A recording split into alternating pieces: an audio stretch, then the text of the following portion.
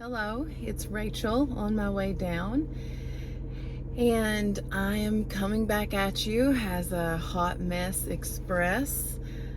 I told myself that I couldn't sit here and wait for 30 minutes and try to give myself a pep talk, that if I was going to be accountable, if I was going to come back and make videos, that I just had to jump back into it whenever I had free moments. So I just finished a workout, and my two oldest are across the road at football practice, and I am really a hot mess express because here in Oklahoma it's 102, a heat index of 112. So it's pretty unbelievable. The last time I remember heat like this was in Las Vegas for our honeymoon, and it didn't feel this bad because there wasn't humidity in Las Vegas like there is here in Oklahoma, or at least in southeast Oklahoma. So I just don't ever remember feeling this hot. But anyways, there's a minute rambled on. Let's jump into things. So what I forgot to say last week is I'm 6 foot tall. I'm 39 years old. My high weight was 363. My surgery weight was 325 in July 7/7/17. My low weight was 174, July of 2018. And my current weight today, no reason to hold out for a 20-minute video for you to hear, is 285. So I'm down 2 pounds from last week. But if you want to stay with me, what I said I would tell you about is in June, when I made the decision to get serious about this regain, was I had to have some hard conversations. And it wasn't pleasant or easy, but I'm glad I did it, and it turned out much better than I expected. Like I said, I'm really thirsty. It's totally taking it out of us today. One thing that could be a whole video is marriage after weight loss surgery.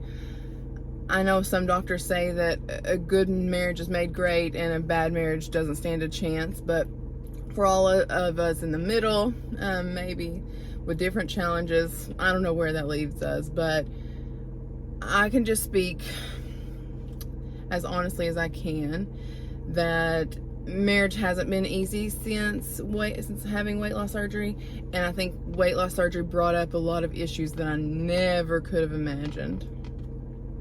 But like I said, we could really talk about that a long time. I think I have mentioned this before, that after I got to my low weight in July of 2018, my husband was really honest, and we were having a talk, and he just said that he felt like I was a different person, not the person that he married, and that he was more attracted to me before I lost weight.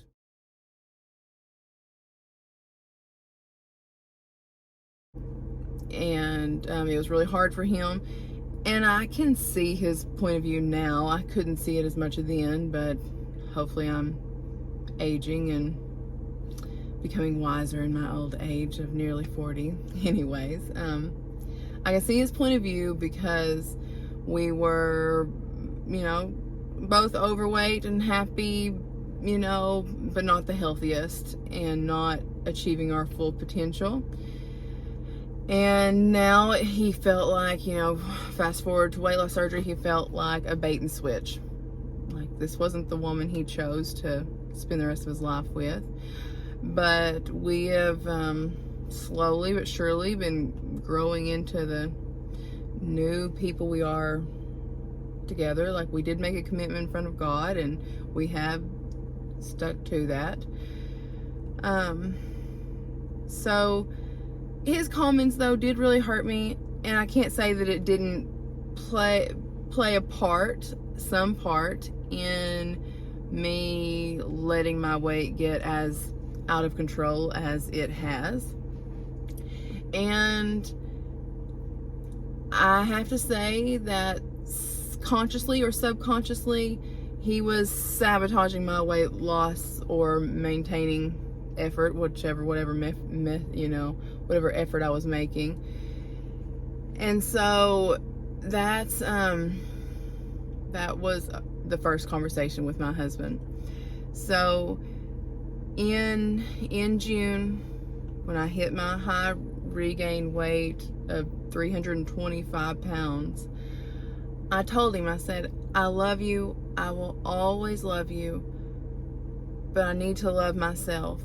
And obesity has stolen so much from me and so much from our family. I don't want to continue like this. And I'm going to change with or without you, but I'm begging for your support. I'm begging for your help. And we're just going on 3 months, but he has really stepped up to the plate like he never has before.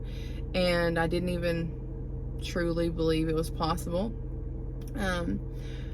I took a few notes here to kind of glance at. He's been cooking for the boys as often as he can, just so I can have a break from the kitchen, from being in there all the time. He did 90% of the grocery shopping, so I don't have to go in there and be tempted by all the different things. And, of course, our children eat a multitude of variety of things and snacks that I don't need. He has surprised me and made several low carb, 1 or 2 at least a week of low carb or keto recipes.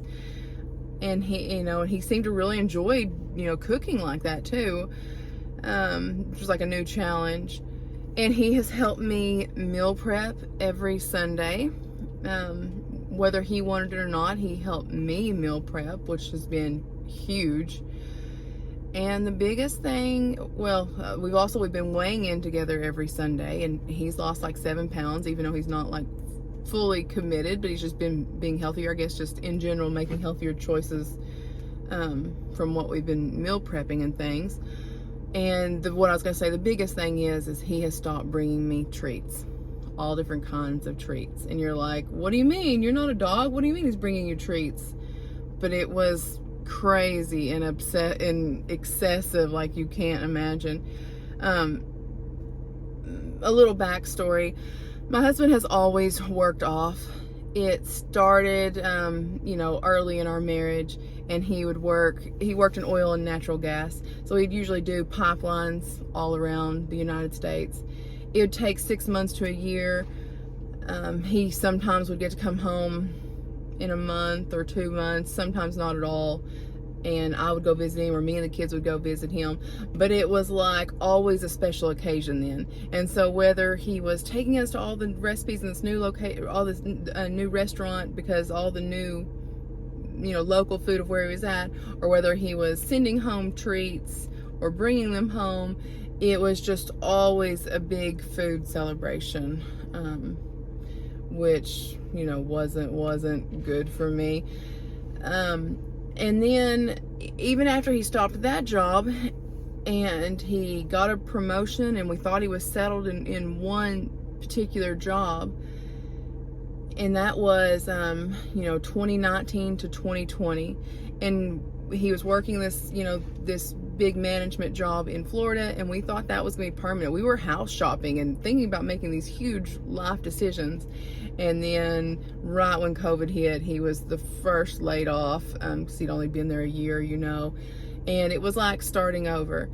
And so during that next year of 2021, it was super hard to find a job.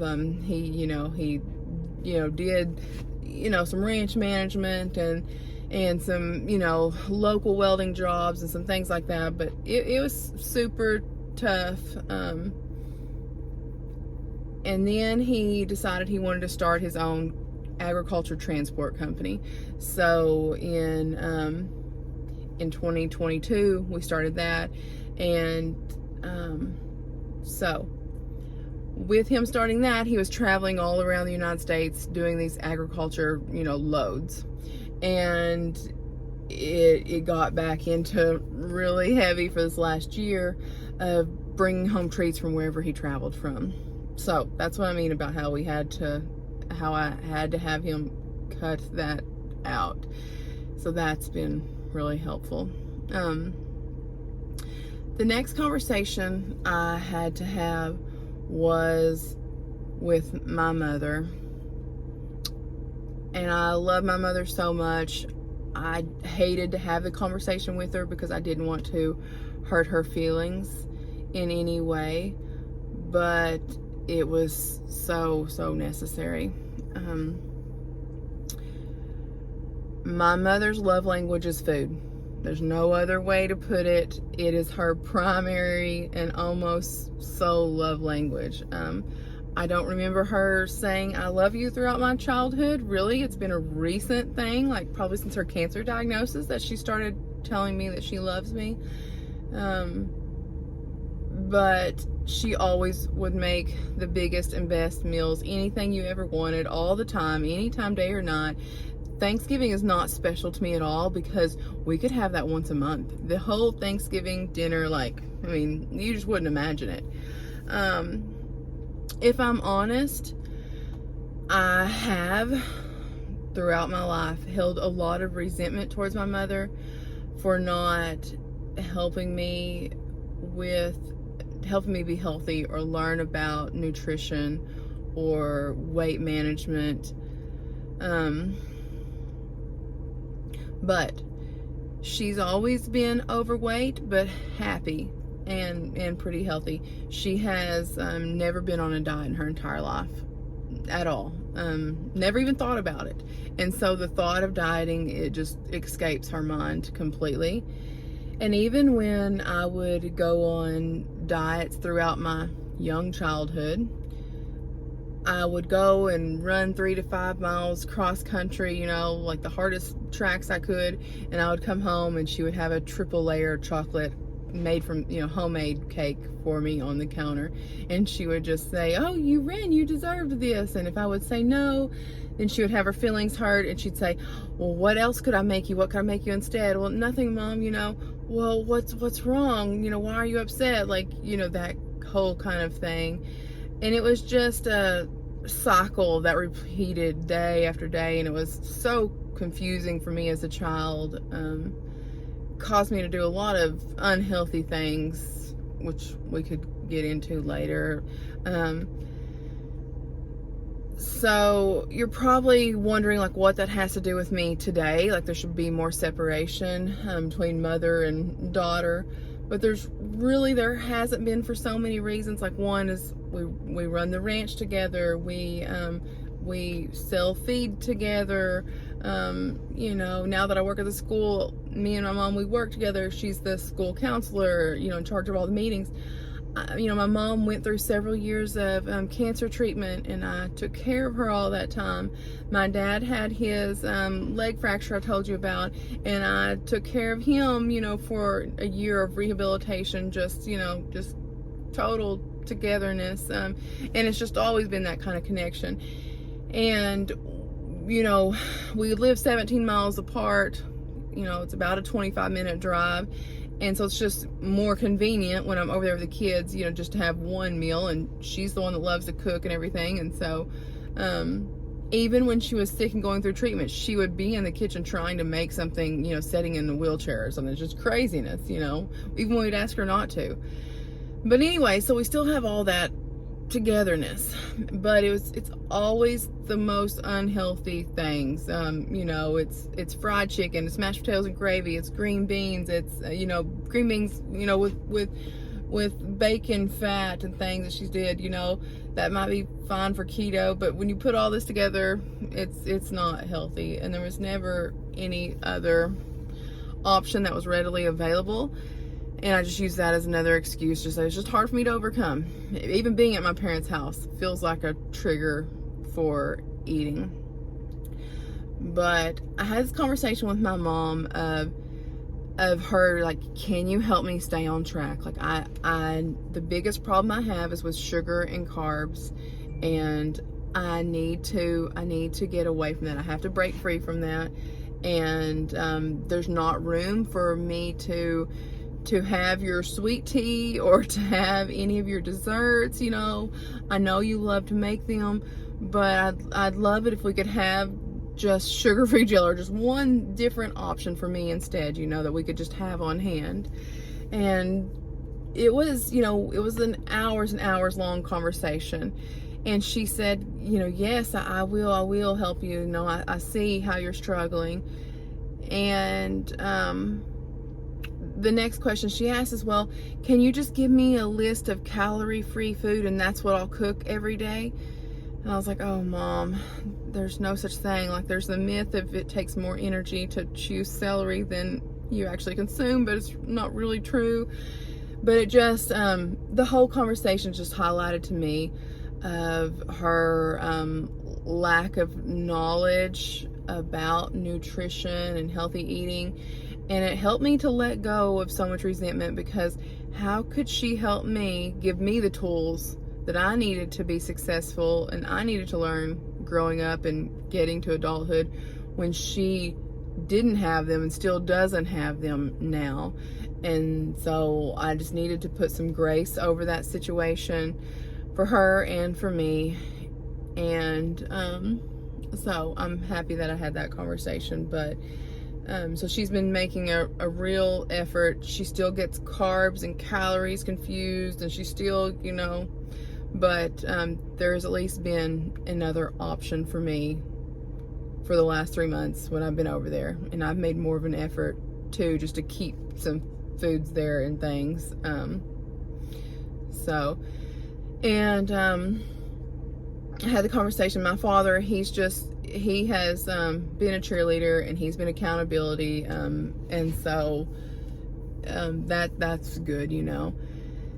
So I'm gonna end this video here. It's getting very long again. I don't have very good internet, so I have to wait until I am somewhere that has good internet to upload these videos. So I'll do that as quickly as I can. But thank you for standing with me, and I'm going to keep trying to beat obesity into remission. I love you all. Bye.